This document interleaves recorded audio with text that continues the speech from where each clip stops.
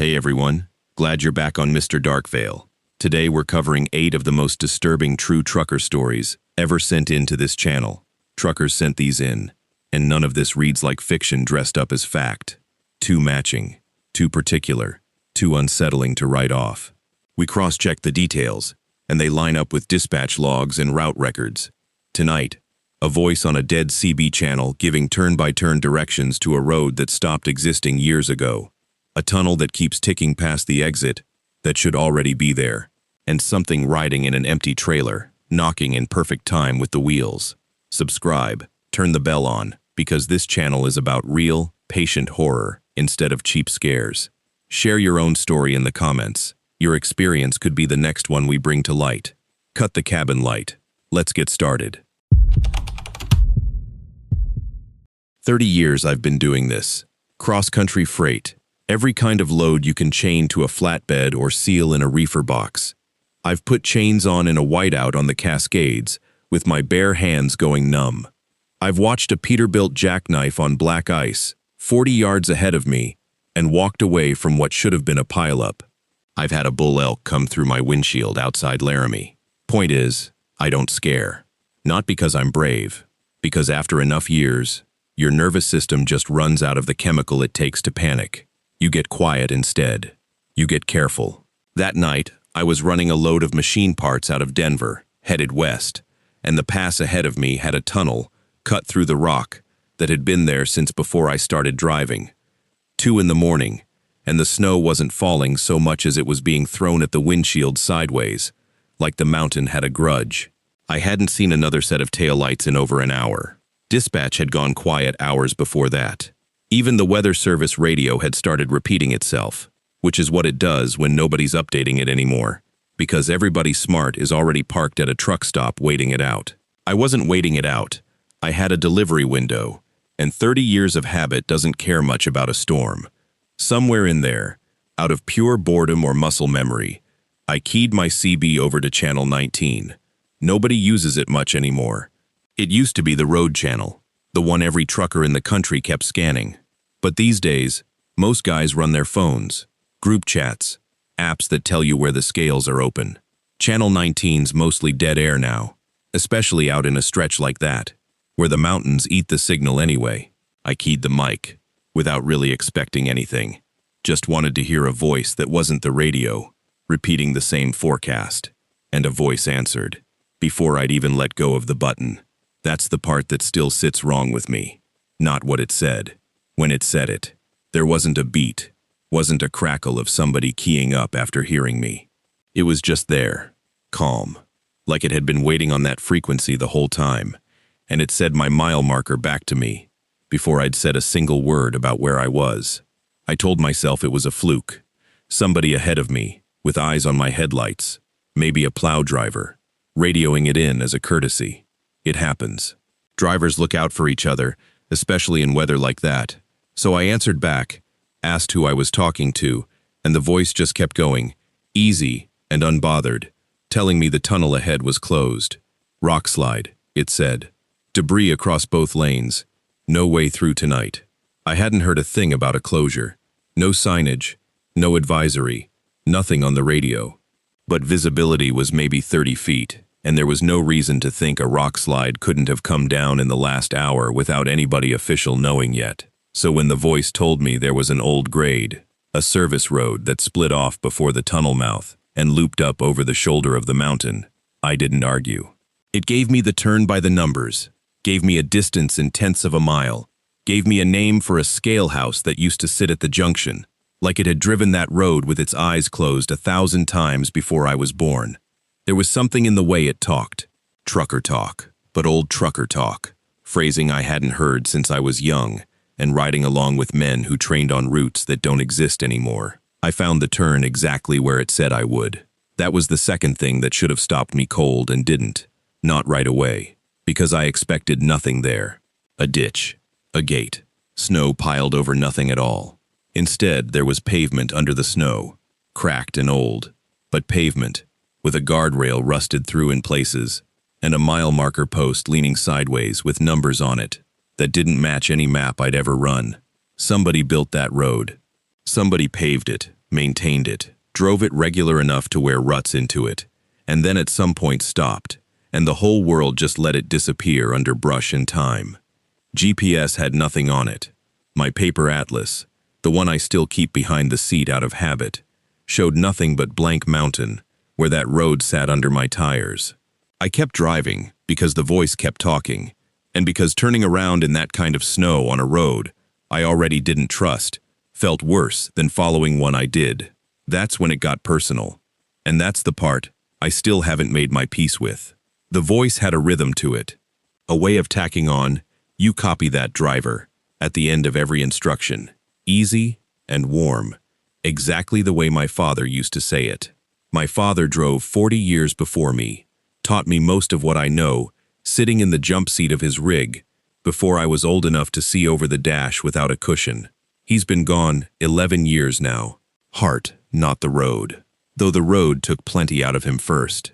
And here was a voice on a dead channel, talking to me the way he used to talk to me, with a cadence I hadn't heard in over a decade. And for a few minutes, I stopped thinking about the road at all, and started wondering if the altitude, or the cold, or a cracked exhaust line, was doing something to my head. Carbon monoxide will do that to a man, make him hear things, see things that aren't there, and I know that. I've read the warnings same as anybody. I actually reached over and cracked my window a few inches, let the storm air bite into the cab, just to test myself. The voice was still there after, still calm, still giving me turns. Then it told me to stop, not slow down. "Stop. Right now, driver," it said. And something about the flatness of it, no explanation offered, made my foot come off the pedal before my brain caught up to the decision. I sat there in the dark, with the wipers going and the engine idling, and nothing but white coming at the glass, and for a second, I felt foolish. An old man stopped dead, in the middle of nowhere, because a voice on a radio told him to. Then the snow let up just enough, just for a breath, and my headlights caught what was in front of me. The road wasn't there anymore, not blocked, not damaged. Gone. A whole section of that old grade had sheared away down the mountainside, taking the guardrail and 40 feet of pavement with it, and what was left was a drop I couldn't see the bottom of. Another 20 feet at the speed I'd been running, and there wouldn't have been a stop that mattered. I sat in that cab a long time after that, longer than I want to admit. When I finally keyed the mic to say something, anything, there was nothing on the other end. No hiss, no carrier wave, no click of somebody signing off. Channel 19 was just dead air again, same as it had been the whole trip up till that call. I backtracked the way I'd come, found the highway, and by some mercy the actual tunnel was open and clear the whole time. No rock slide, no closure, nothing but wet road, and my own tire tracks going nowhere near it. I called the washout in when I got signal again, and a highway patrol unit confirmed it 2 days later. An old maintenance road on record as decommissioned, before I ever got my license. Closed off the books after a slide took out a section of it. They seemed more concerned about how I'd found it than anything else, since it wasn't supposed to be accessible at all, gate or no gate, and I didn't have a good answer for them. I spent a long while afterward trying to run down who'd been on that channel, called around to trucking boards, asked old contacts still in dispatch, even tracked down a retired lineman who used to service CB repeaters through that stretch of mountains. Every one of them told me the same thing. That terrain swallows signal whole. There is no tower, no repeater, no line of sight, anywhere near that grade that could carry a transmission to where I was sitting. Whoever or whatever was talking to me wasn't broadcasting from anywhere that should have reached me at all. It was an old-timer at a truck stop outside Rawlins who finally said the thing that put ice in my chest. I'd told the story careful, leaving my father out of it, just the bones of it, the voice, the road, the washout. He didn't even blink, said men have been telling that story about that stretch for going on 30 years. Always in a storm, always the same easy voice, always signing off the same way before it goes quiet for good. He said it, the way you'd say something you'd stopped being surprised by a long time ago. Then he said the sign-off, word for word, and it was the exact phrase my father used to close out every single call on the radio, the one I hadn't said out loud to another living soul since the funeral. I don't have an explanation for that. I've had years to find one, and I haven't. What I have is this. I still run that pass 2 or 3 times a year. I still carry a CB, same as I always have, but I don't touch Channel 19 anywhere near that stretch of mountain anymore. I let it sit dead. Not because I'm afraid of what might answer, because I already got my call, and some part of me believes a man only gets one. The freight company had given me the truck 3 weeks earlier, and I still hadn't gotten used to how it felt to be alone in it. My trainer, a heavyset man named Gary, who chewed the same piece of nicotine gum for 400 miles at a stretch, had signed off on me the way you'd sign off on a kid you weren't quite sure was ready to cross the street by herself. I needed this job. I had a car payment, a storage unit full of my ex-husband's tools I hadn't gotten around to selling, and a promise to my mother that I'd have real money saved by Christmas. So when dispatch routed me through the Southwest on a run that would get me to Phoenix 2 days ahead of schedule, I didn't ask questions. I just drove. I was already running behind by early afternoon. A scale house outside Deming had backed up for an hour, and the heat that day sat on the highway like something with weight to it, warping the air over the asphalt so that the road ahead looked like it was breathing. I'd been told by more than one trucker that the mind does strange things to you in that kind of heat, that your eyes start filling in gaps. The brain doesn't like leaving empty. I believed that, right up until the tunnel. It was cut straight through the shoulder of a red mesa, maybe half a mile long. One of those old tunnels built decades before anybody worried about clearance heights or ventilation systems. The kind you find on back routes when the highway department ran out of budget to build around instead of through. The grade dropped steep going in, forcing me down into a lower gear, engine braking hard, and that's when I saw him. A shape, man-sized, walking just outside my driver's side window, level with the cab, matching my speed exactly. Not running, walking. Like he had all the time in the world, and my 60,000-pound rig was simply keeping pace with him, instead of the other way around. I told myself it was heat distortion, bouncing off the tunnel wall, some trick of the sodium light strung along the ceiling. But I looked, really looked, forced my eyes to lock onto the mirror instead of flicking away the way your body wants to when it's scared.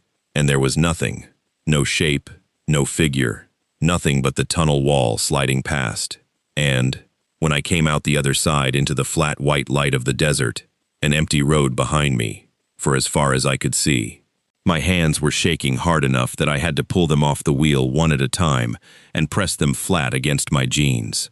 I picked up the radio and called dispatch and told them I needed off that route, effective immediately. And I didn't much care how that made me look 3 weeks into the job. The man who answered wasn't the usual afternoon dispatcher. It was Curtis, my regular contact. But something in his voice had gone tight and fast, in a way I hadn't heard from him before. He didn't ask what I saw. He didn't laugh it off the way I expected, the way you'd expect from a man who'd been doing this job 20 years and had heard every trucker's ghost story there was.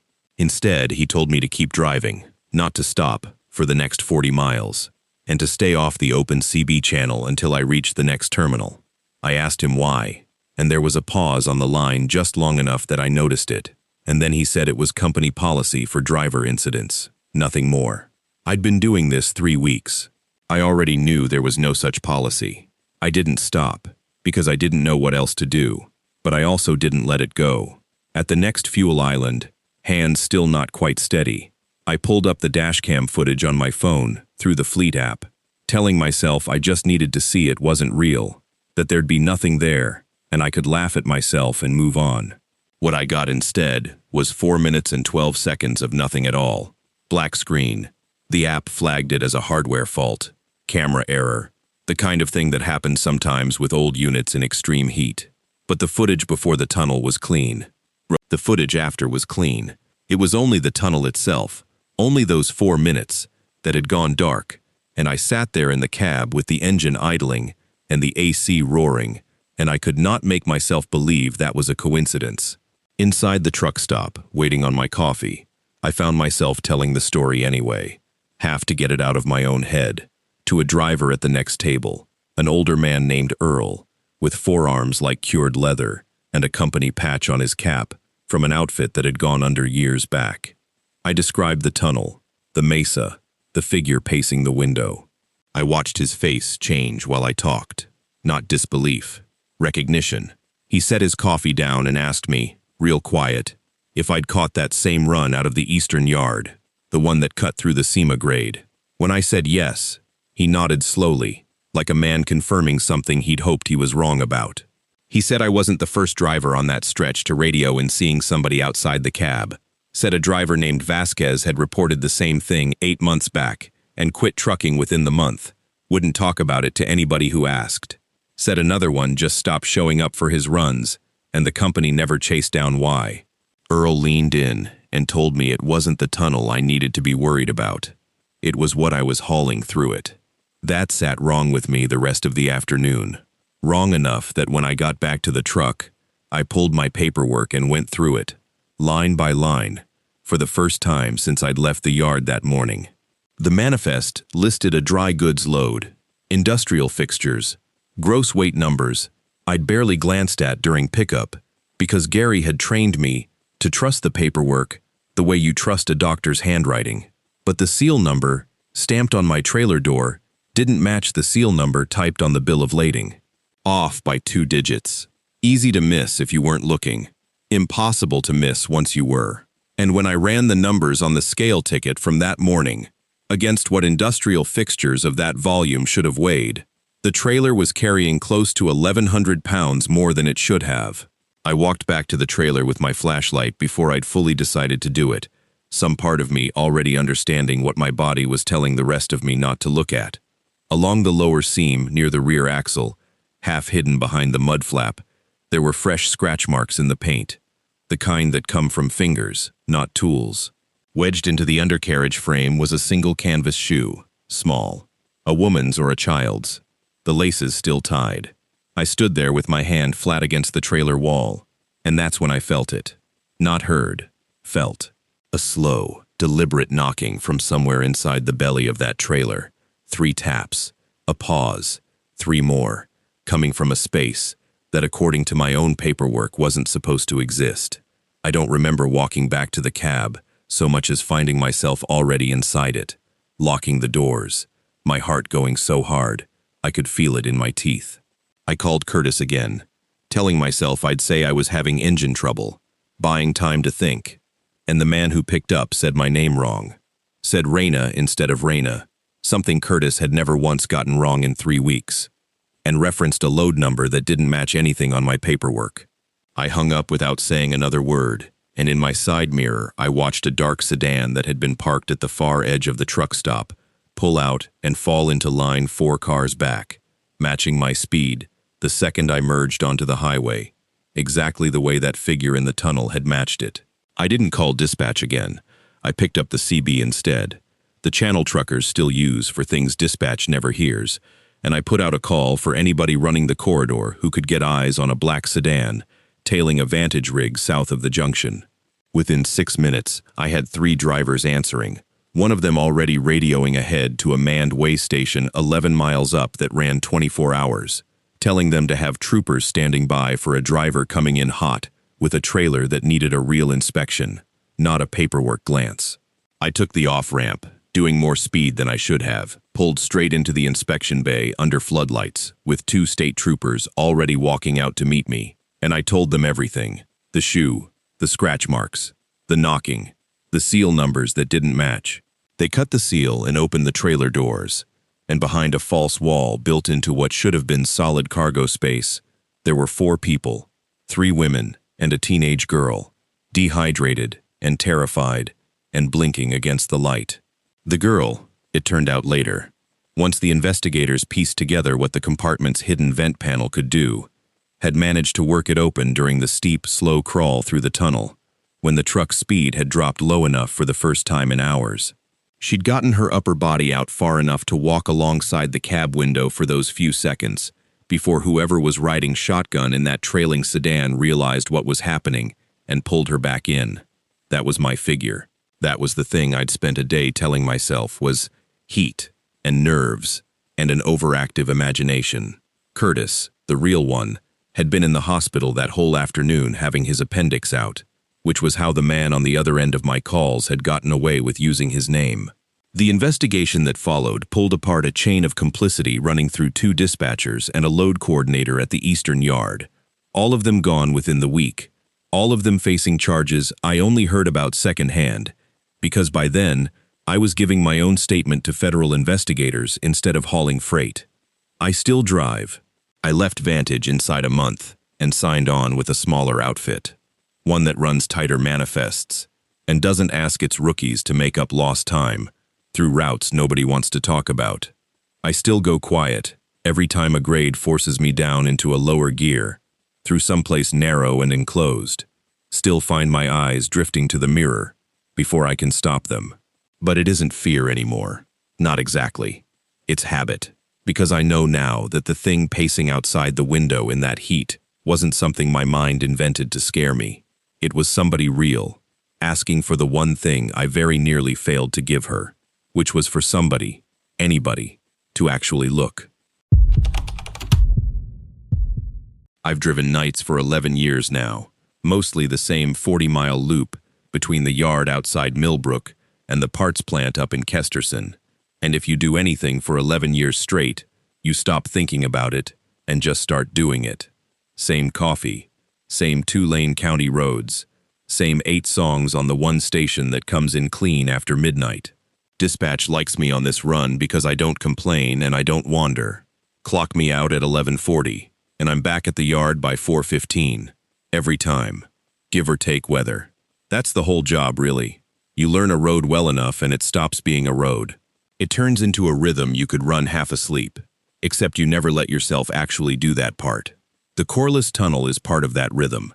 It used to carry the old branch line before the rail company pulled the tracks sometime in the 70s, and the county paved it over so trucks wouldn't have to take the long way around the ridge. It's not much as tunnels go. 0.3 of a mile. About 30 seconds at the posted crawl of 35. Cab lights off, because the old sodium bulbs throw enough orange to see by. Radio always breaks up to static a few seconds in, and clears again a few seconds before the exit. I know all of it, the way you know the number of steps to your own front door, without ever having counted them on purpose. So I want to be clear about something before I get into what happened in October. I wasn't tired that night. I hadn't been drinking. I'd run that tunnel something like 4,000 times before it. The entrance looked the way it always looks. A black mouth in the hillside, with the concrete apron gone a little green at the seams. I went in at 35 like always. Radio dropped like always. Out of an old habit from my first months on this route, I glanced at the dash clock, right as the tunnel swallowed the hood. It read 1:19. The exit light came up small and far off the way it does for the first 10 or 15 seconds of any normal run, except it didn't get any bigger after that. I watched my odometer roll over 1/10 of a mile, then another, and the light sat right where it started, small and far off, not 1 inch closer. I checked the trip meter I keep zeroed for that stretch specifically. It was already past 0.6 of a mile. The tunnel is 0.3 long. I had driven twice its length and the exit hadn't moved a foot. I did the only thing that felt like it would keep me from losing the thread of myself right there behind the wheel. I started counting, out loud at first, then under my breath. 1,000, 2,000, just to have something with a shape to it that was mine, and not the tunnel's.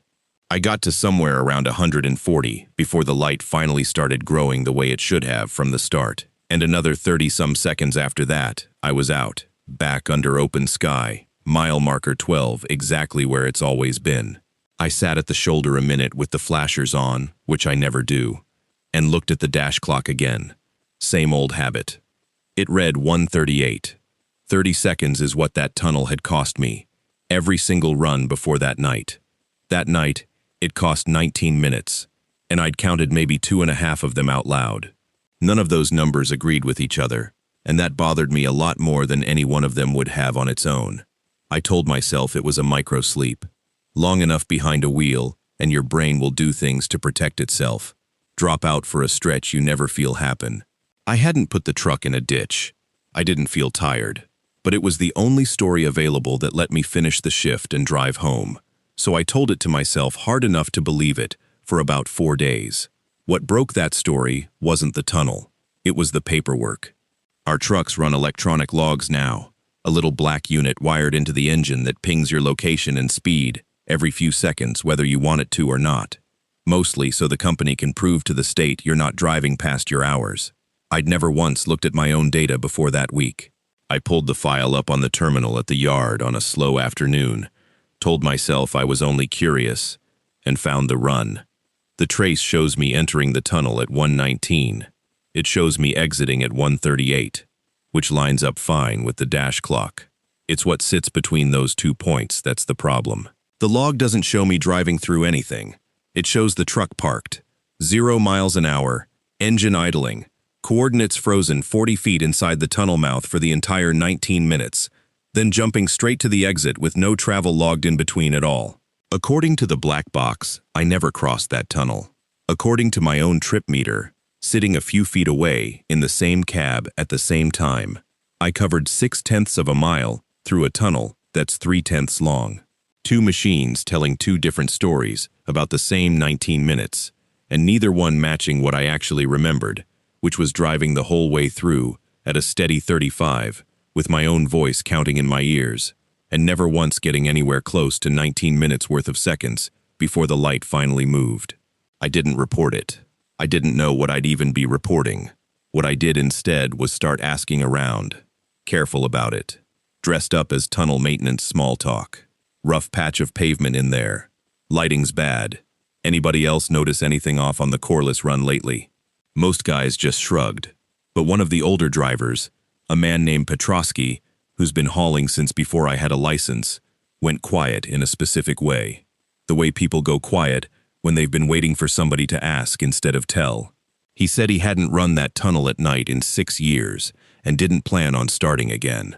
When I pushed him on why, he told me about a driver named Voss, who'd worked this exact route before I ever got put on it, and who radioed dispatch one night from inside that tunnel, saying something had gone wrong with his time. Voss was found about 40 minutes later, parked just past the exit, engine running, the mic still keyed open in his hand, unable to say where he'd been, or what he'd been doing in there. He quit the company within the month, and never talked about it again to anybody at the yard. I asked Petrosky how long Voss said he'd lost that night. He didn't remember the exact number. He remembered it wasn't the first time it had happened to Voss either, and that each time, the number had crept up a little from the last. I told myself I'd let it go after that conversation. I didn't. I went digging through the yard's old dispatch logs, which nobody ever throws out, because nobody throws anything out, mostly hoping to prove Petrosky had the story wrong or blown up. I found 6 separate timestamp discrepancies, radioed in under Voss's name over about 14 months, every one of them on the Corliss route, every one of them at night. 4 minutes, 7, 11, 13, 16, and the last one, called in the night before his final entry with the company. 19 minutes, same as mine, down to the digit. Then I checked which truck Voss had been assigned for those 14 months, because the company keeps that on file too, tied to insurance. It was 214. My truck, not a similar unit, not the same model off the same line. The actual same vehicle, same VIN, sitting idle in the yard for 2 years after Voss walked off the route and never came back to trucking at all, before it got handed to me, the way trucks get handed to whoever's next on the list, with nobody thinking twice about it. I climbed up into 214 that evening before my shift, before I'd even worked out what I was looking for, and ran my thumb along the underside of the sun visor, where the vinyl's gone soft from years of hands flipping it down against the morning glare, coming back into Millbrook. There are marks scratched into the metal frame under there, small, deliberate, grouped in 5s, the way people count when they've stopped trusting themselves to remember a number any other way. I counted the groups twice to be sure. 31 full groups, plus 3 marks standing on their own. 158. I've run that tunnel at night 9 times since October. I still don't know whose count that is under the visor, whether it started with Voss or with somebody before him, whether it was already climbing before he ever touched that wheel. What I know is that I added a mark of my own tonight, my 10th, before I pulled 214 out of the yard for the Kesterson run, and that dispatch clocked me out at 11:40 same as always, and that right now, At this exact moment, the Corliss Ridge is coming up dark ahead of my high beams with that black mouth opening in the hillside, and that I have already started counting. I drove trucks for 41 years, and I've been retired for going on 15 now. But there's one stretch of road in South Georgia I still won't ride down. Not even in the passenger seat of my own son's pickup. He knows better than to take it.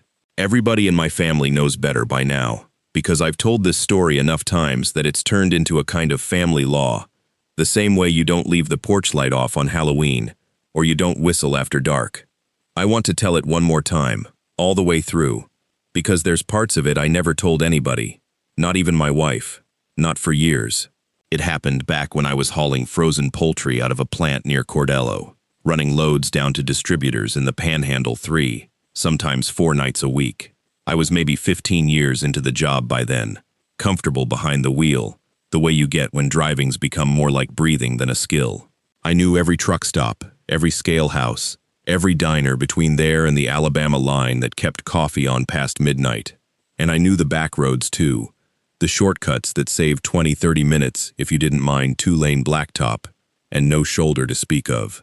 One of those shortcuts ran under an old rail trestle a few miles outside a town so small it didn't have its own zip code. The road dipped down under that trestle in a long, low cut, maybe 8 feet below grade, and when it rained hard, that cut filled with water fast. Locals called it the Cut, plain as that. No fancier name than what it was. There were signs on either end warning about flooding, faded enough you could tell they'd been there since before I was born. That spring, the sky opened up the way it does down there, sudden and total. More water falling in an hour than some places see in a month. I was running behind schedule, chicken thawing in the back if I sat still too long. And I made the call every driver makes at some point, and regrets. I decided to push through instead of waiting it out. The wipers were slapping full speed, and still losing the fight against the rain. My headlights just balled up in the water hanging in the air, not throwing more than 30-40 feet ahead. Coming up on the cut, I eased off, feeling for how deep the water might be by the wake off my own tires, watching for that black gleam that means standing water instead of wet road. That's when I caught something in my driver's side mirror, a shape at the mouth of the tunnel behind me, small, pale, standing dead still in water that had to be up past its knees. I only had it in the mirror maybe 2 seconds before the angle changed, and my whole body went cold in a way the rain hadn't managed. It looked like a child. I stood on the brake pedal harder than I should have, with a full trailer behind me, felt the tail end start to slide before I eased back off, wrestled it straight, and got the rig stopped a good 100 yards past the underpass. Hazards thrown, engine still running. I climbed down into rain that felt like it had weight to it, grabbed the flashlight off the seat, and walked back toward the cut, with my heart going harder than the situation should have called for, at least the situation I could explain to myself. There was nothing there! Just water, black and moving with a current that shouldn't have been in a road, lapping maybe 2 feet up the concrete pilings of the trestle. I swept the light along both banks, called out into the rain like a fool, got nothing back but the sound of it hitting the water. I told myself it was fatigue, a trick of a wet mirror, and a tired mind, 14 hours into a shift. Then my light caught the mud at the edge of the pavement, just where blacktop gave way to the ditch, and I saw footprints. Small, bare, 5 toes each, pressed clean and fresh into mud the rain hadn't washed out yet, which meant they were new, made in the last few minutes. They came from nowhere I could find and walked straight toward the water and stopped. There wasn't a second set heading back out. I want to be honest and say I did the responsible thing before I let myself think too hard about what that meant. I got back in the cab, called it in on the radio, gave dispatch my location, and asked them to get the county on the line, because for all I knew, a child was in that water right then, in trouble, and every minute I spent wondering about mirrors was a minute I wasn't helping. A deputy showed up maybe 25 minutes later, driving slow through water that was already climbing his own tires. We searched both banks with better lights than mine, walked a good stretch downstream where the current would carry anything that went in. Found nothing. No child, no body, nothing but the footprints. and even those had started to blur under the rain by the time he got there. What stuck with me wasn't that we found nothing. It was the way that Deputy looked at me when I described what I'd seen in the mirror. He didn't act surprised. He didn't ask the kind of questions a man asks when he thinks another man's lying or seeing things. He just got quiet and said, "Lo," like he was talking more to himself than to me, that I wasn't the first one to call this in. I asked him what he meant by that, and he didn't want to say much more, standing there soaked through at 3 in the morning. But I pushed, and he finally told me there'd been a boy who drowned in that same cut, years back, before the deputy's own time on the force, back when the road wasn't even paved yet, just packed dirt that turned into a river every spring. Everybody local knew the story. It wasn't something people talked about outside the county, but it wasn't a secret either. It was just there, the way old graves are just there in a family cemetery nobody visits anymore. I couldn't let it go after that. It sat in me for weeks. The kind of thing that surfaces every time you're alone with your thoughts for too many hours, which is most of what trucking is. A few runs later, I had a layover with enough daylight to spare, and I drove into that little town and found the library, which was really just 2 rooms in the back of the county building, and asked the woman working there if they kept old newspapers. She did, on microfilm, going back decades, and it didn't take long once I had a rough year to search around, because towns that size don't have many drownings, and the ones they have get written up. I found him, a boy named Emmett Coleman, 7 years old, a name I still remember plain as my own kin's names, because I've said it to myself so many times over the years it wore a groove. The article was short, 3 paragraphs, the kind of writing that gets a tragedy down on paper without ever really touching it. It said he'd been swept off his feet by high water and that his body was recovered the next morning nearly 2 miles downstream, well past the cut, past 2 more bridges even. That detail stopped me cold. If he'd drowned 2 miles down, then whatever I'd seen standing at the mouth of that tunnel wasn't standing where he'd died. It was standing somewhere else entirely, and I didn't have the first idea what to make of that, except that it meant I understood less than I'd thought I did, not more.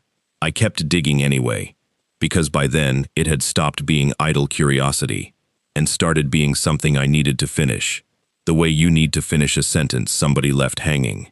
Further back in the same microfilm reels, a different decade, I found a second drowning at that same underpass, a grown man that time, a farmer by the account, who'd gone into the water trying to pull a stalled car free during a flood and never came back up himself. 2 deaths, same stretch of low road, decades apart, and I sat there in that little library with the projector humming and understood for the first time that the cut wasn't just a place with one sad story attached to it. It was a place that had been taking people, on and off, for longer than anybody currently living could account for. Over the next several years, I kept driving, kept running that general part of the state on and off, and I started doing something I never told anybody I was doing. At truck stops, at scale houses, on the CB late at night when the traffic thinned out to just a handful of us awake on the road, I'd bring up that stretch, careful, not saying why I was asking, just fishing. And more than once, more times than I expected, I'd get a driver go quiet on the other end of the mic, then admit, usually low, usually like they didn't love saying it out loud, that they'd seen something too. Always the same shape of story. A kid, barefoot, standing still at the mouth of that tunnel in bad weather, gone by the time anybody stopped to look close. Drivers who'd never met each other, never worked the same routes regular, telling me near word for word what I'd seen myself. One of them was an older woman, been driving longer than I had at that point, hauling produce mostly, tough as any man I ever worked beside. She was the one who said something that turned the whole thing over in my head. She said that in every story she'd ever heard about that boy, every single one, the driver who stopped ended up finding out later that something bad had happened just up the road that same night. A washout, a wreck, a bridge that gave way an hour after they'd have crossed it. She wasn't saying he caused any of it. She was saying it felt like he was trying to stop it. I told her that sounded like the kind of thing people say to make a sad story feel like it means something. She didn't argue with me. She just said, "Wait and see." I didn't have to wait long, as it turned out, though I didn't put it together myself for a while after. Running that same general stretch during another bad storm, a year or so later, I felt something come over me passing near that road, even though I wasn't on the cut itself that night, just a connecting route a few miles off it. I can't describe it any better than a wrongness, a pull to slow down, that didn't come from anything I could see through the windshield. I obeyed it without deciding to, easing off the throttle, and not 50 yards past where I finally came to a stop, my headlights caught where the road just wasn't there anymore. A culvert had given out under the weight of the water, taken a whole section of blacktop down into the ravine with it, and if I'd kept my speed up through that curve, the way I'd been running all night, I'd have gone down into that dark right along with it, rig and all. That's when I stopped treating any of it as a story. It took me a couple more years to work up the nerve, but eventually I went looking for what family Emmett might still have living. Small counties keep people close even after they scatter, and it wasn't too hard to find that he'd had an older sister, still alive, still in the county, an old woman herself by the time I found her sitting on her porch, off a red dirt road, not far from where I'd first seen him in the mirror, all those years before. I told her who I was, told her enough of why I was asking, and she didn't act surprised either, same as that deputy hadn't. She just nodded, like she'd been expecting somebody to come around eventually asking about her brother. She told me the part the newspaper never printed, the part nobody puts in 3 paragraphs. Their father had been drinking that night, and the car had stalled crossing the cut, and while their parents argued over what to do, the family dog had gotten spooked and bolted out into the storm, and Emmett had gone after it, without anybody noticing he was gone, until it was already too late to matter. She told me it wasn't the water that killed him so much as nobody watching close enough, and I understood then why the story sat so heavy on that whole county, because it wasn't really a story about a flood. It was a story about a family that failed a child in the most ordinary, human way. A family can fail somebody, and then had to live the rest of their lives with that failure sitting right out in the open, where everybody could see it. Near the end of our talk, she asked my name again, said it slow, like she was turning it over, and then she asked where my people were from. I told her, and something moved behind her eyes, and she said her father wasn't the one who pulled Emmett's body out of the water 2 miles down. She said it was a young man passing through on a delivery route, stopped his truck when he saw something in the current, went in after it himself even though there was nothing left to save. She said that man's last name was the same as mine. I never confirmed it beyond what she told me. My own father drove some in his younger years before he settled into farm work, and he never talked about it much, the way men of that generation didn't talk about things. But I've carried what she said ever since, that somewhere back before I was even born, somebody who shared my blood had already stood in that water, pulling a stranger's child out of it. Decades before I ever stood at that same tunnel mouth, staring at nothing in the rain. My last run before I retired, they let me pick my own route out, mostly as a courtesy, and I picked that one on purpose. The poultry run down through that county, one more time, in weather that turned bad right on schedule like it had been waiting on me. I came up on the cut slow, already knowing what I was likely to see, and I saw him, closer that time than I ever had before, close enough to make out that he wasn't afraid, wasn't reaching for help, wasn't doing anything you'd call haunting somebody. He was just watching the road, the way a man watches a crossing he's worked a long time, the way I'd watched 10,000 miles of blacktop myself over 4 decades.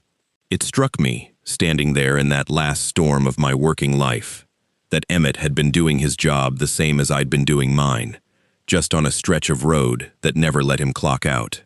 I retired not long after. Told this story to my grandson a few years back when he got his own license and started talking about running long haul himself. Told him plain, don't take that road after dark in weather. Don't take it as a passenger even. Don't test it just to prove a point to yourself. He listened, the way young men listen to old men, half believing, half humoring me.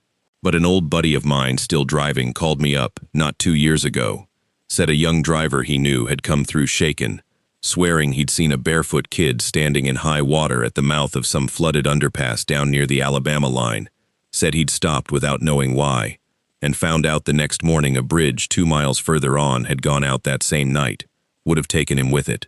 I didn't have to ask which underpass. I already knew. Emmett's been standing in that water longer than I've been alive, and he'll likely be standing there long after I'm gone too. Still doing the one thing left for him to do. Still trying to get somebody, anybody, to slow down and look twice before the water takes them the way it took him. I never drive that stretch anymore, not even riding shotgun, not because I'm afraid of him. I stopped being afraid of him a long time ago. I stay off that road because I can't stand the thought of seeing him again and not being able to do a single thing to bring him home. My husband's been driving long haul for going on 14 years, mostly regional runs now, groceries and appliance freight between 2 distribution hubs about 6 hours apart. And when the kids are with my sister for the weekend, I still like to ride along sometimes, just to remember what it was like before we had a mortgage and separate schedules. That's how I ended up in the cab of his rig on a Tuesday evening in late October, watching the sun go down thin and orange over the scrapyards and rail sidings on the east side of the city, the kind of stretch that exists mostly so the rest of the city doesn't have to look at it. We were coming up on the old Corliss Street tunnel, the one that cuts under the rail embankment and shaves almost 20 minutes off the route to the interstate. I knew it was getting torn out.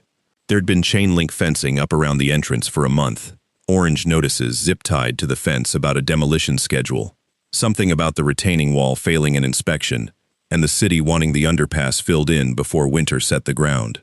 But the fencing only closed off the old pedestrian walkway alongside it. The truck bore was still open, because the new bypass road wasn't finished yet, and nobody had gotten around to rerouting freight around a hole in the ground that wasn't going to hurt anybody for another few weeks. So trucks still ran it, dozens a day, mine included. We went in doing about 40. Sodium lights strung along the ceiling, throwing that flat orange color that makes everybody look a little bit dead.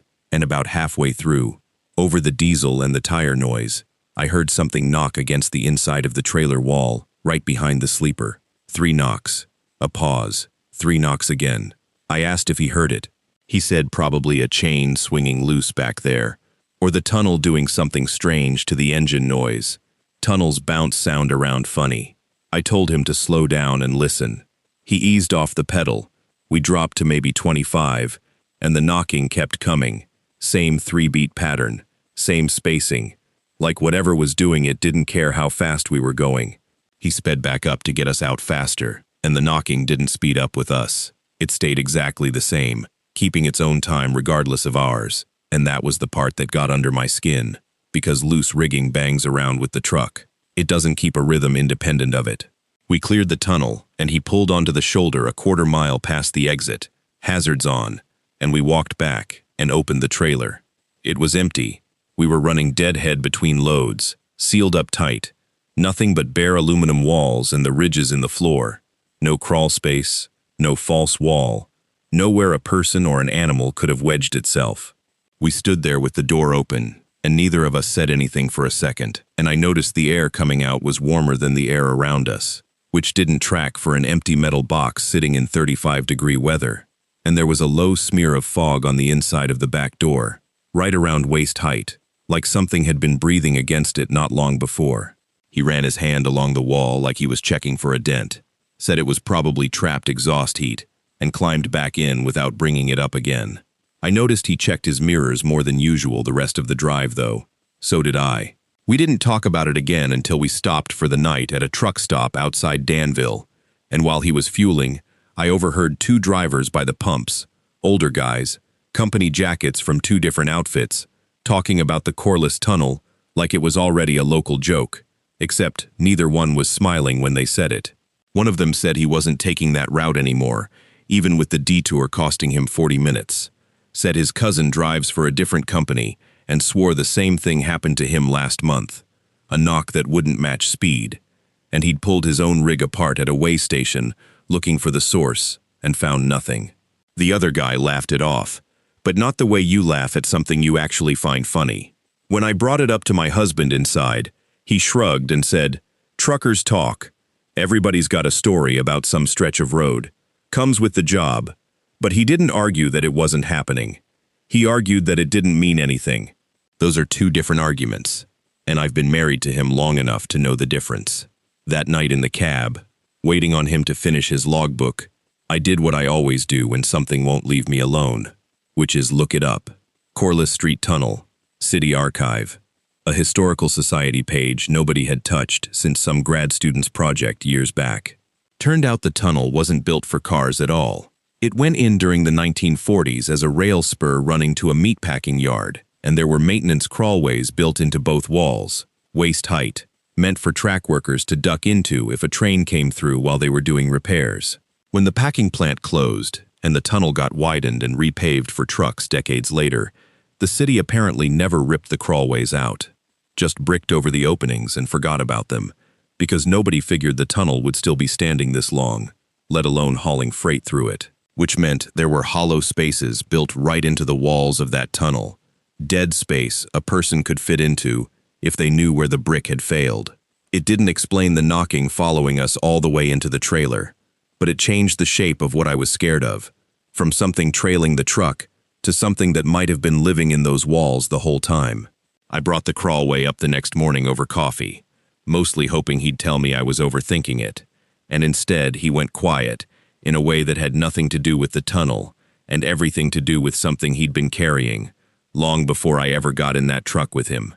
He told me he used to run this exact route years back, teamed up with a guy named Ray Petrov for about 2 years, and that Ray quit trucking cold, no notice, about 6 months into working the Corliss run regular, right around the first time the company talked about tearing that tunnel out, long before this current demolition finally got funded. Ray called him exactly once after that, from a number that got disconnected the following week, and told him to stop taking that route if the company ever offered it to him again. My husband asked why. Ray said he'd rather not say over the phone, and that was the last conversation they ever had. I asked why he'd never told me this in 14 years, and he said because there was nothing to tell. Guys quit trucking all the time, and because saying it out loud made it sound like the kind of story that gets a man laughed at in a truck stop. But he'd requested this specific run himself this week, hadn't waited on dispatch to assign it, and the tunnel closing for good in 12 days was the reason he'd finally asked. He wanted to drive it while he still could.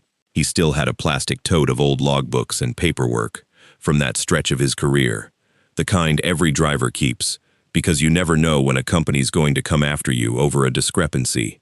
And that night, in a motel outside Danville, we went through it together for the first time, both of us looking for Ray's name, without saying that's what we were doing. We found 3 runs from that period on the Corliss route where the delivered weight didn't match the manifested weight, off by 200 to 300 pounds each time, always on the return leg, never the outbound. 2 of the load numbers had Ray's initials on the pre-trip inspection sheet instead of my husband's, meaning Ray was the one checking those trailers before they rolled, and all 3 discrepancies fell in the 6 weeks before he vanished. 300 pounds is nothing on a freight manifest, easy to wave off as scale error, unless you're already looking for it, unless you already suspect a person weighs somewhere around that much. My husband stared at those sheets a long time and said Ray never let anybody else touch his section of paperwork. I understood, without either of us saying it, that we weren't talking about a ghost story anymore. We were talking about what might have actually been riding in those trailers.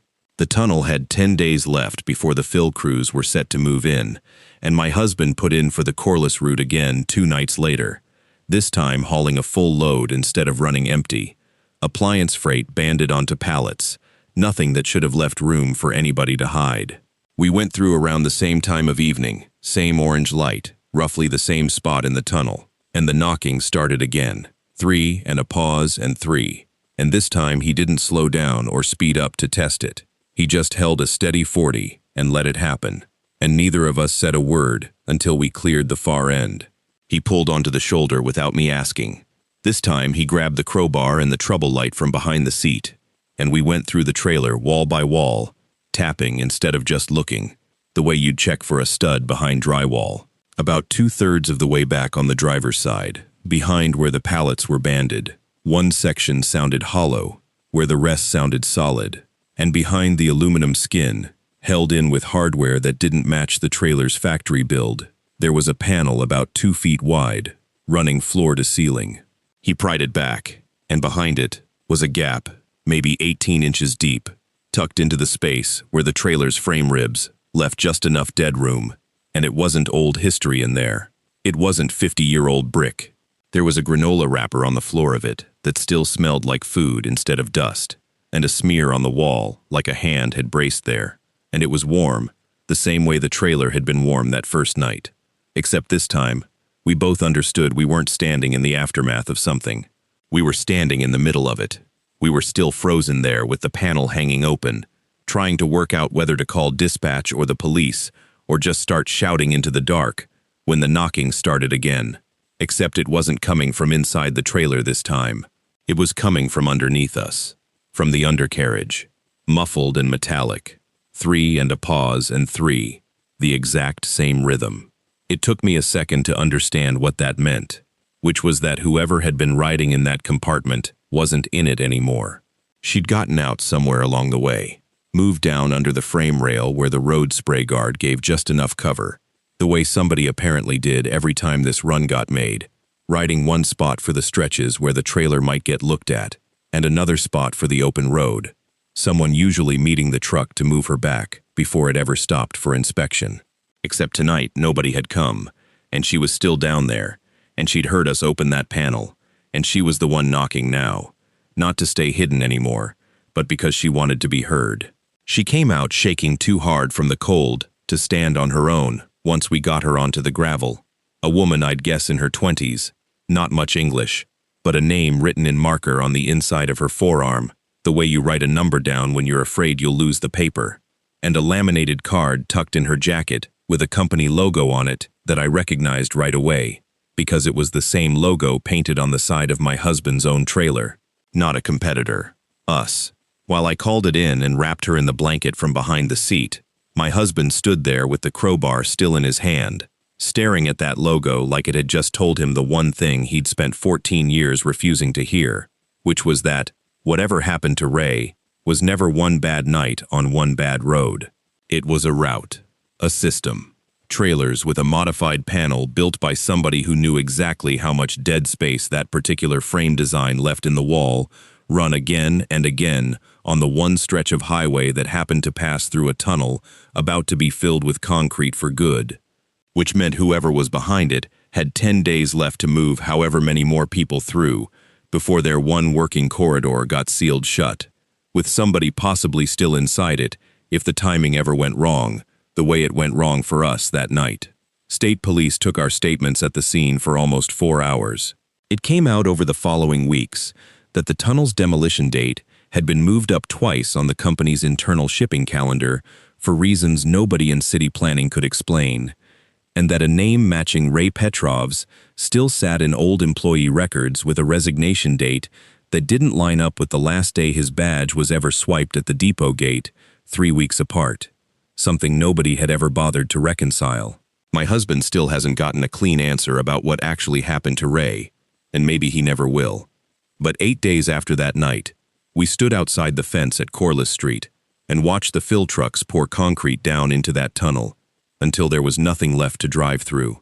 No crawlway, no dead space, no rhythm keeping its own time in the dark. And for the first time in longer than I can remember, my husband reached over and took my hand like he needed to make sure I was still standing there next to him, not because of anything left in that tunnel anymore, but because of everything we'd finally stopped explaining away.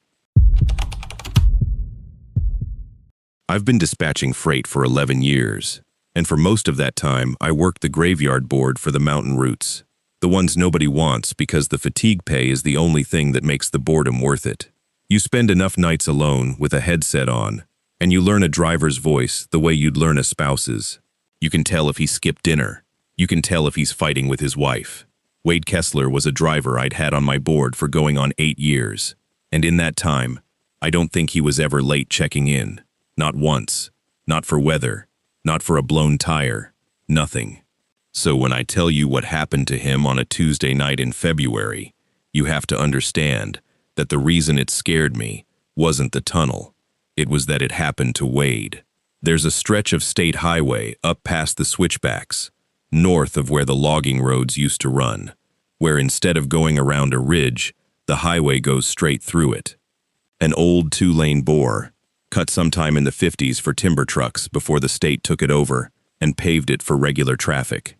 Locals call it the Coldwater Tunnel, and if you buy a trucker coffee at the right diner up there, you'll hear that some drivers won't run it after dark. They'll add 45 minutes to their route to go around the pass instead. Nobody has a story that actually explains anything. It's just a thing drivers do, the way you don't walk under a ladder.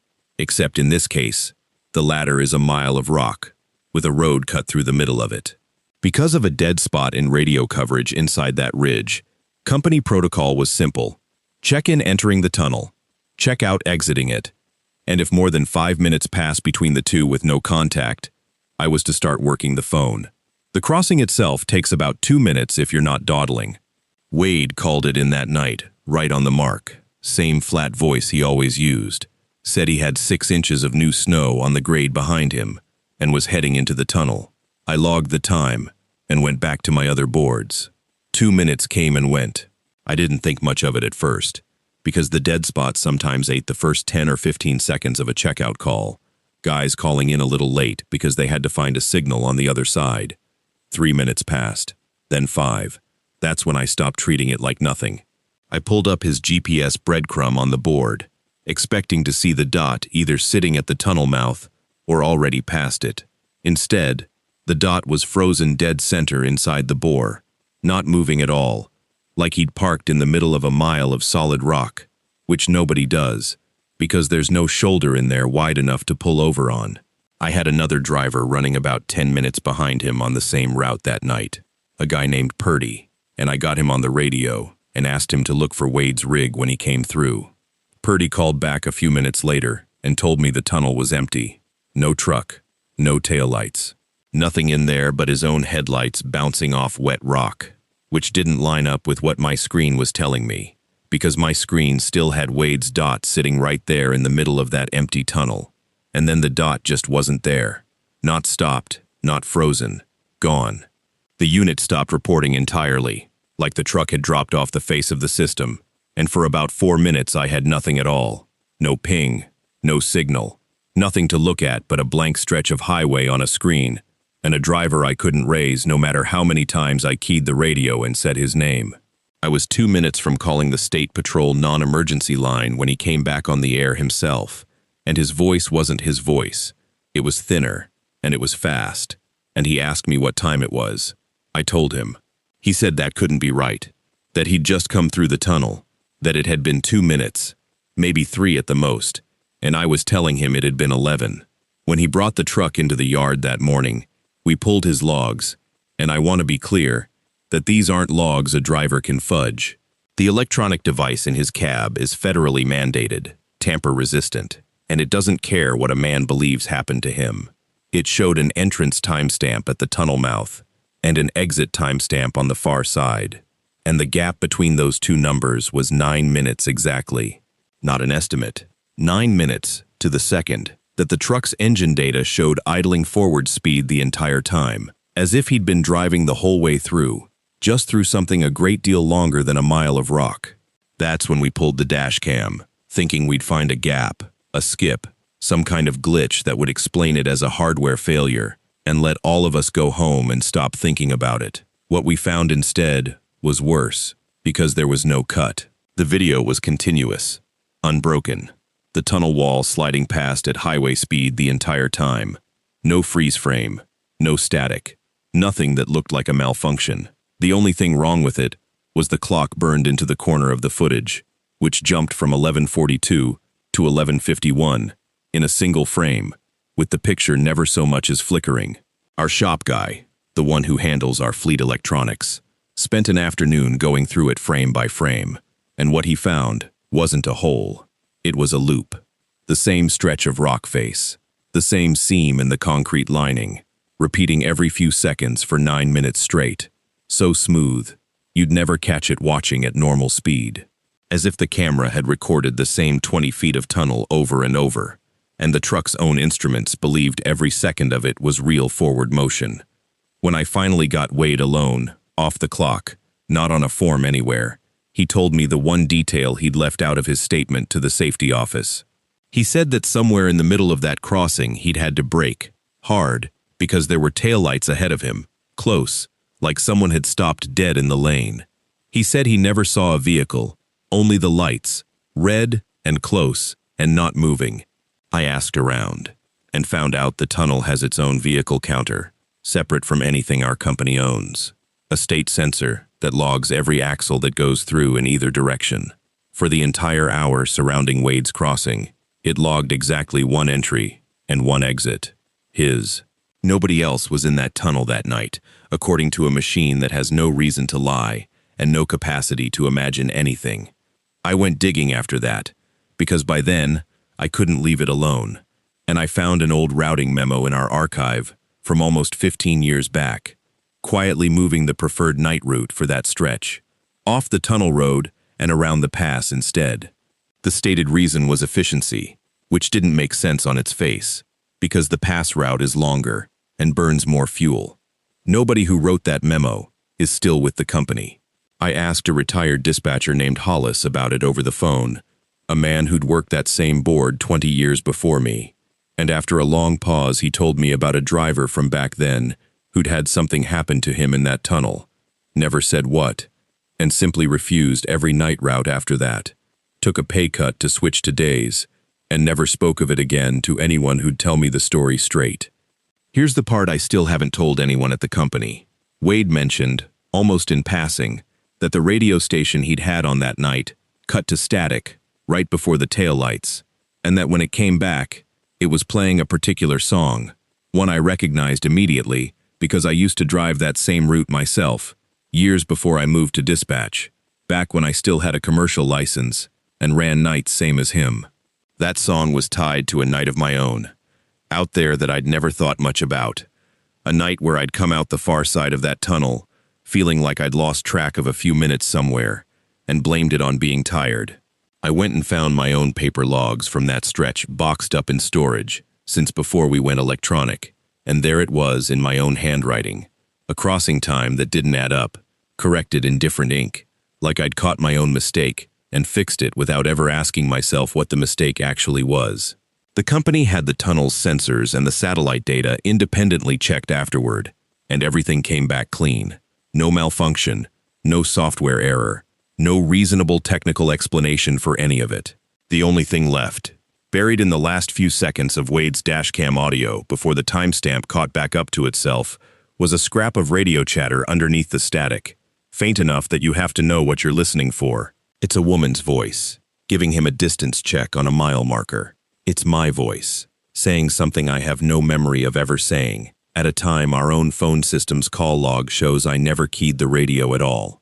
Wade put in for a permanent reassignment off that route the following week and never gave the safety office a real reason, just that he wasn't running it again, and I signed off on it without asking him to explain, because I didn't have anything better to offer him than my own confusion. I still don't know what happened to those 9 minutes, and neither does he. And some nights when I'm alone on the board, and a driver goes quiet a little too long crossing that ridge, I catch myself listening for something under the static that I hope I don't hear again. I've been driving tow trucks for 11 years, mostly nights, mostly out past where the cell towers give up and the radio turns to static. You get calls for deer strikes, blown tires, guys who ran out of gas because they were too proud to stop in the town they didn't like the look of. You don't expect much. That changed on a Tuesday in October, a little after 11, when dispatch patched through a call about a jackknifed rig out on the old logging route through Sable Ridge. The first thing that struck me wrong, though I didn't clock it until later, was how the call came in. Dispatch usually reads me the ticket off the system, clean and typed, an address and a callback number. This one came through garbled, like it had been relayed twice, and the woman on the line, Renata, who'd worked that desk longer than I'd had my license, said the report hadn't come through the usual line at all. It had come in on a channel the county hadn't used since they switched systems 2 years back. She said it like a technical hiccup, not a warning. I didn't think much of it. Radio's glitch.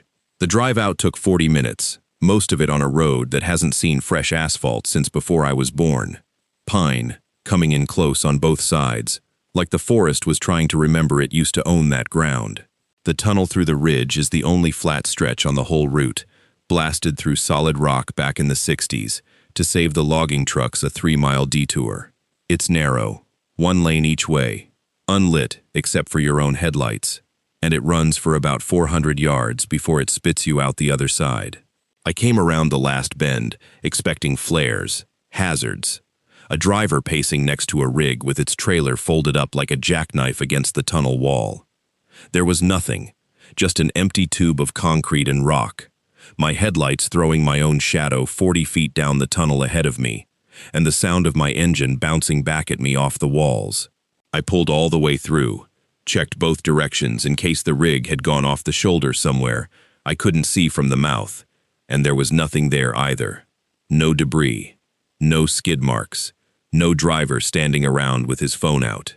I remember sitting there thinking somebody had given dispatch the wrong tunnel, or the wrong route entirely, and I'd wasted 40 minutes and a quarter tank of diesel. I turned the truck around inside the tunnel to head back, and that's when I saw the second set of headlights. They came around the far bend fast. High beams. The kind of brightness you get off a rig that's running its brights out of habit, because there's nobody else on the road to blind. I remember thinking, there he is, must have gotten it moving again, and I started to ease toward my shoulder, to let him pass in that narrow space.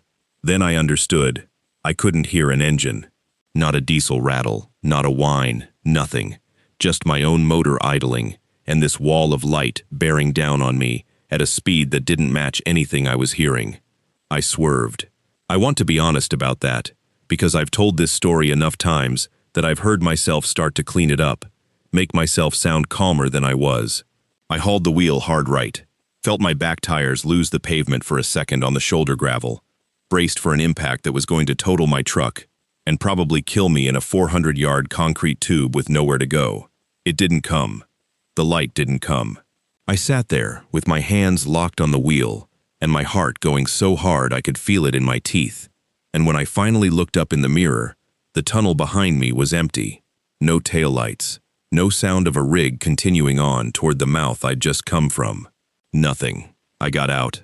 I want people to understand I wasn't in a state to be doing careful police work at that point, but some instinct in me walked the length of that tunnel with a flashlight looking for tire marks, because I needed there to be tire marks.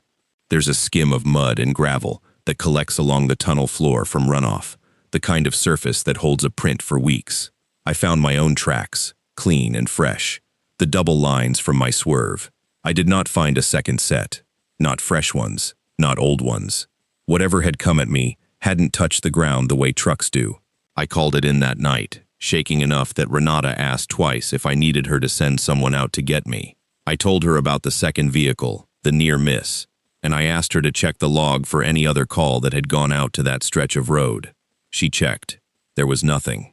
My ticket was the only one logged for Sable Ridge that entire week, and when I pushed her on the strange channel the original call had come through, she couldn't find a record of it having come through at all.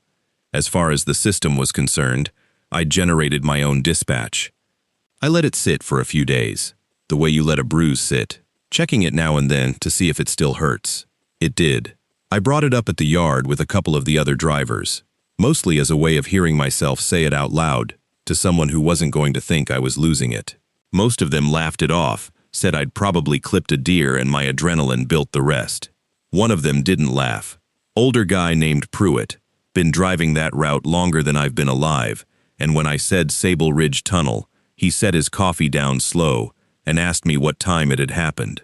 When I told him, he nodded like I'd confirmed something he already suspected, and said, quiet, that I wasn't the first one to come back from that tunnel with a story like that, and that the old-timers used to call it the Kessler Run, and that I should just take the long way when I could, and not ask him anything else about it. That should have been enough to leave it alone. It wasn't. I've never been good at leaving things alone, once somebody tells me not to ask. The county library still keeps its old newspapers on microfilm, and it took me one Saturday afternoon, and a headache from the reader machine, to find what Pruitt hadn't wanted to say. 26 years back, a trucker named Roy Kessler went off the road at Sable Ridge, inside the tunnel. driving a load of cedar out at close to midnight. The official report called it mechanical failure, said his brakes gave out on the grade, coming into the tunnel mouth, and he lost control against the wall. What struck me was a follow-up piece, 3 weeks later, buried on page 6, quoting an unnamed source at the county garage who said the brake lines on Kessler's rig had been cut clean, not worn, not corroded, cut, and that the story got dropped fast after that and never picked back up. I found Kessler's widow through a record search, an easy thing when you know somebody's name and rough age, and the county they likely never left. She's in her 70s now, lives 40 minutes from where I do, and she was more willing to talk than I expected, like she'd been waiting a long time for somebody to ask the right questions. She told me the rig Roy died in wasn't the rig he'd left the yard driving that night. The insurance paperwork listed a different trailer number than the one he'd signed out on his manifest, and when she raised it at the time, she was told, "Paperwork gets mixed up. Don't go making trouble out of grief." She stopped pushing because she had 2 kids and a mortgage, and a county that didn't like being pushed. She still had his old logbook, though, and she let me look through it, and the last page, the night he died, had a route penciled in that didn't match the tunnel at all. It matched a spur road I'd never heard of. I went looking for that spur on my next daylight run through Sable Ridge, and about a half mile before the tunnel mouth, cut back into the tree line where the shoulder widens out, I found tire tracks. Fresh ones. Deep, wide set, recent enough that the mud hadn't had time to crack in the sun. Nothing about a ghost leaves tracks like that. I followed them on foot, maybe 200 yards back, through brush that had clearly been driven through more than once, and I came out at an old logging turnaround that had been fenced off and forgotten by the county map I'd pulled from the courthouse, except somebody hadn't forgotten it at all. There was a lean-to built out of salvage siding, tarps lashed down over something the size of a shipping container, and coiled cable running to a bank of what looked like deep-cycle batteries, the kind you'd use to charge something big and quiet, not the kind you'd use for lights on an abandoned logging spur nobody was supposed to be using. Under one of the loosened tarp corners, I found a torn piece of manifest paper, half-rotted, with a shipping code on it that didn't match anything for cedar, or lumber, or anything the county's still legally hauling out of that forest. There was a smell under those tarps I didn't have a name for, chemical and sweet at once, the kind of smell that makes the back of your throat tighten before your brain catches up and tells you to leave. I left. I want to be clear, I didn't go looking for more than that. Not that visit. But 3 days later, my phone buzzed with a text from a number I didn't recognize. No name, just 4 words. Stop asking about Kessler. I sat with that phone in my hand for a long time, in my kitchen with the lights off, because a ghost doesn't need my phone number, and a ghost sure as hell doesn't text. That's when I started paying attention to dates, instead of just the story. I went back through every driver at the yard who'd ever mentioned anything strange happening out past Sable Ridge, and I started writing down the nights. What I found lined up close enough to make my stomach drop. Every reported sighting fell within 2 days of a new moon. No moonlight, no visibility past your headlights, the darkest possible nights to run something through a tunnel without being seen from the ridge above. It wasn't a haunting on a schedule.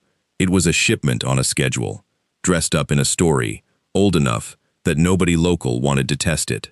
2 weeks after that text, a driver named Cole Ambrose, who'd told me once over a cigarette that he'd had his own close call out at that tunnel a few years back, was found dead off Route 9. A single vehicle accident. His truck rolled down an embankment 8 miles from Sable Ridge, on a stretch of road he'd driven 1,000 times sober and careful. The county called it a tire blowout. I called Renata and asked her, off the record, whether Cole's file had anything about brake lines, and she went quiet in a way that told me more than an answer would have. I should have stopped there. I know that now the way you know things after the fact, with a clarity that does you no good in the moment. Instead, I bought a dash cam with a wide-angle lens and a second unit I mounted low on the grill, and on the next new moon, I drove out to Sable Ridge alone, told nobody, and parked at the tunnel mouth with my headlights off, and waited. It came just past midnight, headlights first, same high-beam wall of light, same absence of engine noise. Except this time, I understood what I was looking at. It wasn't silent because it wasn't there. It was silent because somebody had gone to real trouble and real expense to make a rig that doesn't sound like a rig. An electric drivetrain retrofitted under a shell, built to look, in a half-second glance from a startled driver, exactly like a barreling semi. This time I didn't swerve. I held my position at the shoulder and let it come, and at the last possible second, it didn't hit me and didn't pass through me. It peeled hard left into a gap in the tunnel wall I'd driven past 100 times without ever registering. A maintenance cutout wide enough for a vehicle, camouflaged with the kind of sun-faded paneling that blends into rock if you're not looking for it. I followed. My hands were steadier than I expected, which scares me more in hindsight than the shaking ever did. The cutout led to the same spur I'd found on foot weeks before, and this time there were men there, 3 of them, moving fast under work lights rigged to those batteries, transferring something from the silent rig into a second truck backed up against the lean-to. One of them saw my headlights and shouted, and I understood in that half second, I had maybe 5 seconds, to decide whether I was a witness or a liability. I threw the truck in reverse, and one of them ran at me faster than I thought a man his size could move, close enough that I saw his face in my own headlights before I got turned around, close enough that I recognized him. He'd worked dispatch relief shifts at our yard 18 months back, a guy named Whitlock who'd quit without much explanation, and nobody had thought twice about it, because people quit that job all the time. That's the part that still sits wrong with me most nights. Whitlock knew our dispatch codes. Whitlock knew our channels, knew exactly which frequency would route a call to a driver without leaving a proper log entry, knew how to send a truck out to an empty tunnel on a night when the real traffic needed that tunnel to itself, or needed a witness pulled off the road and rattled enough to keep his mouth shut out of pure fear rather than any threat at all. It made a kind of sense that turned my stomach. You don't need to hurt every driver who sees something. You just need enough of them to go home telling a ghost story instead of calling the sheriff, because a ghost story gets you laughed at, and a smuggling operation gets you killed. Roy Kessler, 26 years back, must have seen something he wasn't supposed to see and hadn't been scared off by a story, because there wasn't a story yet for him to believe. He just died. Everyone after him got the story instead, and the story worked, right up until it worked on the wrong driver, one stubborn enough to keep digging after being handed his own way out. I made it back to the tunnel mouth, and didn't stop until I hit the county line, and I sat in a gas station lot for 40 minutes before I trusted my hands enough to call anyone. I didn't call the sheriff's department first. Given what I now knew about how easily a local channel could be used against me, I called the state police non-emergency line instead, and I told them everything, and I handed over the footage from both cameras when they came out to meet me 2 hours later, in a lot with people around and cameras of my own still rolling. There's an investigation now, the kind that moves slower than anyone wants and says less than anyone needs, and I've been told more than once to be careful what I say, and to who, which tells me the people running it understand this doesn't end with 3 men and a lean-to. Whitlock hasn't been found. The spur road got fenced off again, this time with real fencing and a real warning sign, though I noticed the batteries were already gone by the time anyone official went back out to look. Renata still works dispatch, and I trust her, but I notice now which channel my calls come through, every time. I still drive that route when the job sends me out that way, because it's still my job, and Sable Ridge still has real breakdowns, same as anywhere else. But when I've got a choice, when it's not an emergency, and there's daylight left or another way around, I take the long way. Not because I think something without an engine is going to come at me out of that tunnel again. I know exactly what it was now, and knowing didn't make it less dangerous. It just gave the fear a shape I could carry, without a name I couldn't say out loud. Some of the men who built that shape are still out there, and they know my face the same way I know theirs. And until that's finished, that tunnel doesn't get my headlights unless it has to. I still make deliveries 3 nights a week for a farm supply outfit out of Dunmore, but I don't run the Cassport stretch anymore. Dispatch knows not to put it on my sheet. If a part needs to get out that way after dark, somebody else takes it, and nobody asks me why, because the one time somebody did, I gave an answer about a GPS glitch and a bad feeling, and left it at that. That's not the truth. I've never told anybody the whole truth about that night. Not my wife, not my daughter, not the 2 guys I work with who've known me 15 years. I'm telling it now because I'm tired of being the only one who carries it. It was a Wednesday in November, about a year and a half ago.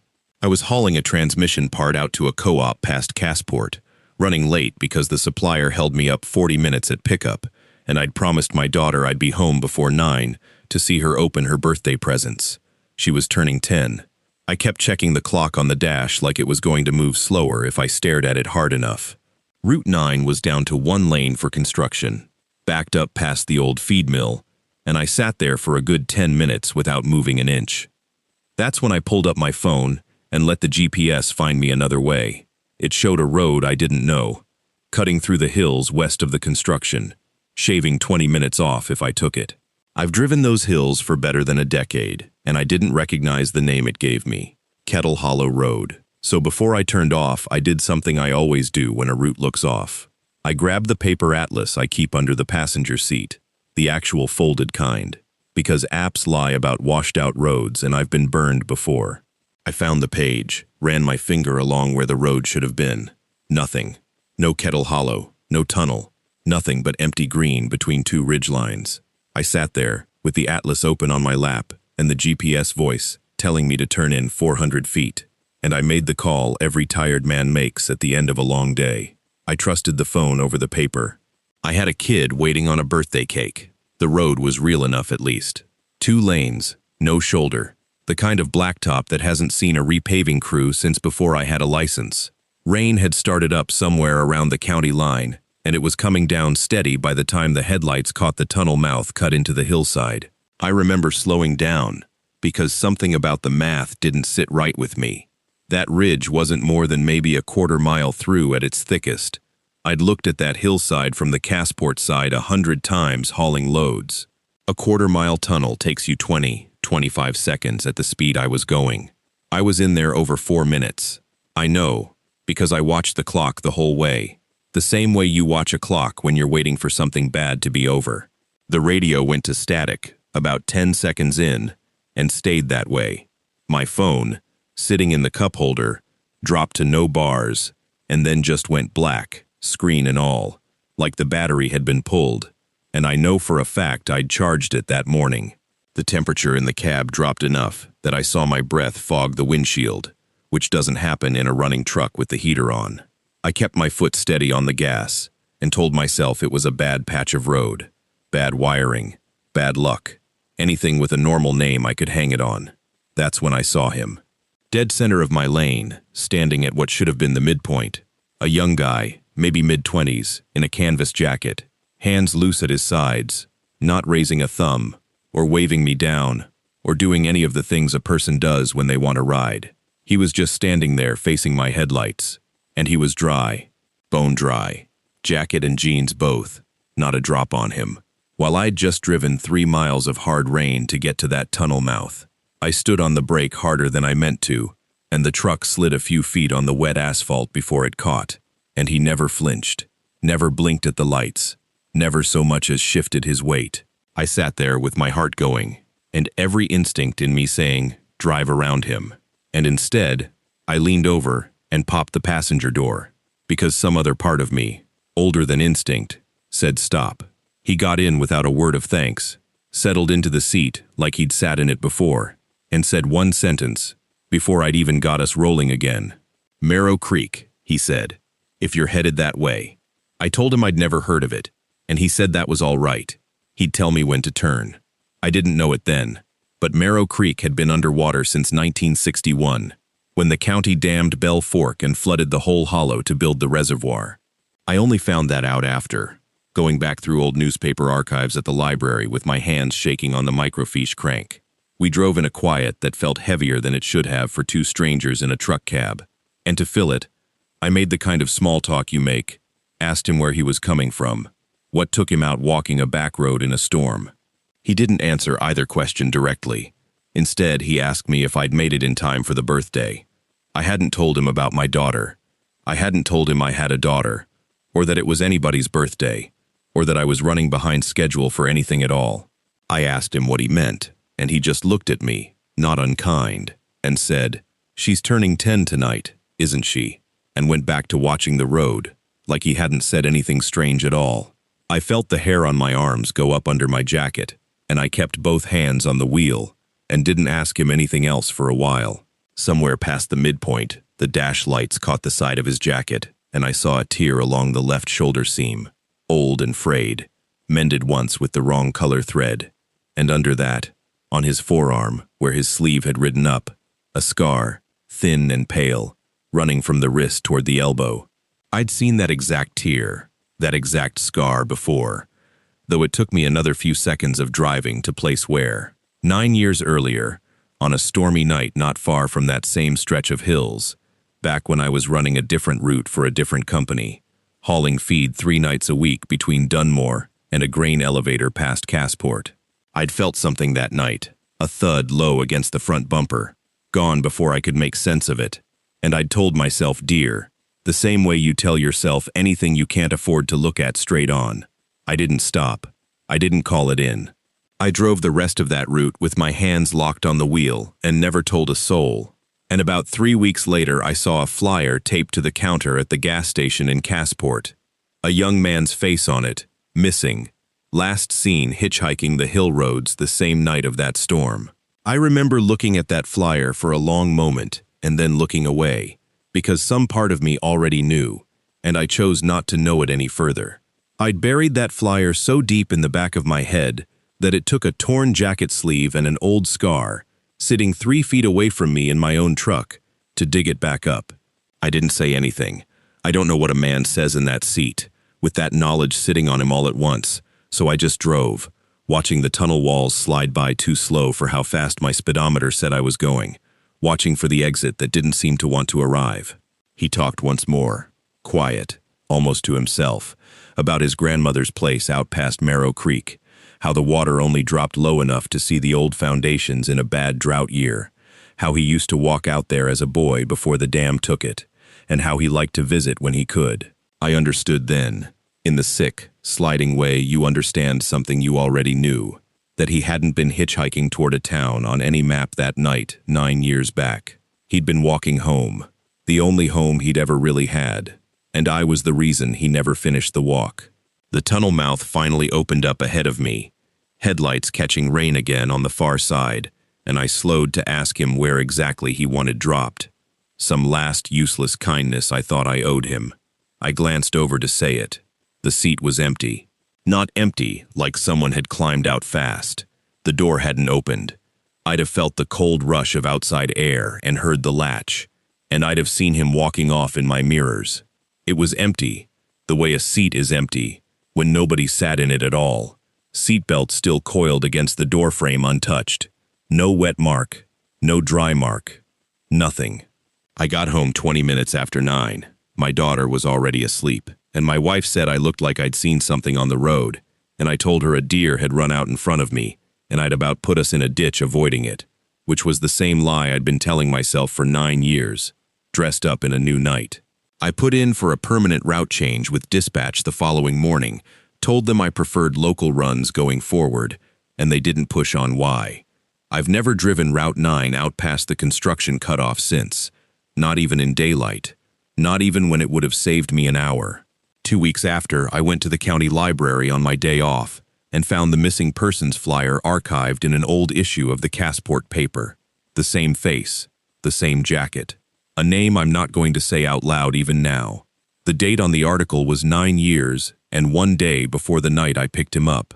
I've thought a great deal about that 1 day of difference, and I've come to believe it wasn't a mistake. I think some part of him waited a year for every year I'd managed to keep driving past what I did without looking at it, and when he finally came for a ride, it was to make sure I looked. I did. I'm still looking. I don't expect that road to ever let me forget it again. And honestly, I'm not sure I want it to.